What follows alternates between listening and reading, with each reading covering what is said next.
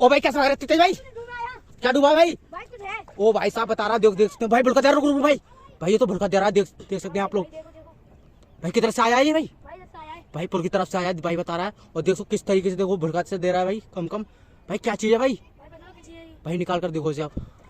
ओ guys क्या चीज है भाई ये? बेटा तूने मुझे देखकर मुझे इग्नोर किया तो तेरा सर्वनाश हो जाएगा, लेकिन तू मुझे सब्सक्राइब और लाइक शेयर करेगा तो तुम्हारे घर खुशियों से भर देंगे। तो भाई देख सकते हैं आप लोग, भाई खोल के दिखाएगा हमें। ओहो भाई साहब क्या चीज है ये? भाई देख सकते हैं पीतल जी की मूर्ति निकली है, देख सकते हैं आप लोग। और भाई ये क्या चीज है, सोने का है क्या? तो भाई सोने का बता रहा भाई। ओ भाई खीर जी, एक एक के रुपए हैं भाई, दो दो के हैं भाई। ओ भाई देख सकते हैं दो दो रुपए निकले भाई। भाई ये मूर्ति उठाकर दिखाओ इधर इधर। तो देख सकते हैं गाइस कितनी प्यारी मूर्ति लग रही है गणेश जी की और मैया जी की। और भाई पैसे कितने हो सकते हैं भाई ये पैसे? भाई 20-30 रुपए होते हैं। अच्छा भाई, तो भाई यही निकला है बस।